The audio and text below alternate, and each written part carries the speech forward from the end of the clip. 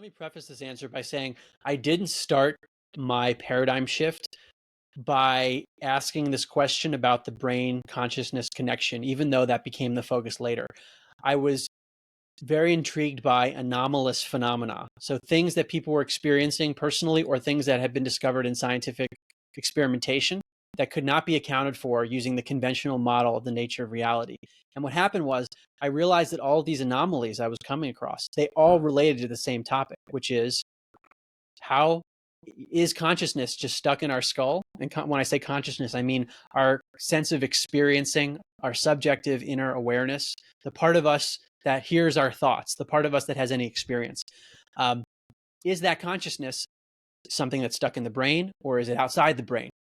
And if it's outside the brain in any way, then that's crazy, number one. And that just changes the nature of reality, changes the perspective on what a human being is. So now your question on what was the most compelling evidence? In one sense, there wasn't a single piece of evidence that swayed me. It was the amount of evidence in disparate areas and the fact that I couldn't dismiss every single one. Now, so that's my first answer. My second answer is, now that I've spent a lot of time on this, I'll give two answers. One is the extent of statistical evidence for psychic phenomena in laboratories. And I've gotten to know a lot of the scientists in this area. I'm actually on the board of an organization called the Institute of Noetic Sciences, which studies these things. It was founded by Edgar Mitchell, who was an Apollo 14 astronaut. So some really smart people at this place. And they're running studies on energy healing, telepathy, mind impacting matter without physical contact. So there's some compelling evidence for this stuff, and it's at the level of 6 sigma statistics. Dr. Dean Radin has compiled these numbers. 6 sigma means the odds that it's happening due to chance alone is more than 1 billion to 1. So that means in a lab, they can show statistically people are getting information, for example, telepathically, not 100%, but beyond chance at a very high statistical rate, where in other fields of science, you'd say, well, that's a real effect. So that's number one.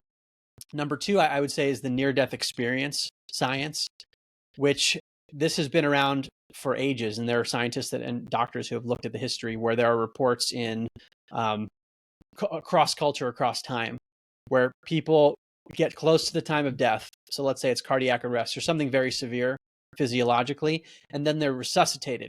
So right now in the modern era, because we have such better resuscitation technology, there are many more of these cases, but there are some ancient cases.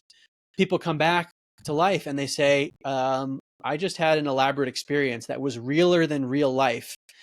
And sometimes they have what's called an out-of-body experience, where their consciousness, even though their body is clinically dead, they're hovering outside their body and they see things or hear things from that vantage point, and they come back in their body and they tell the doctor or family members what happened, and it's accurate, meaning it's not a hallucination. And there are very smart people looking at this. Dr. Bruce Grayson at the University of Virginia, there's a division of perceptual studies at the med school there. Lots of very smart doctors who are saying, look, I used to think consciousness came from the brain, but here we have an active consciousness and an inactive brain. We think now consciousness is outside the brain. Thank you for checking out this clip. If you want to see the full episode, you can do so by going up here. I hope you have a wonderful day.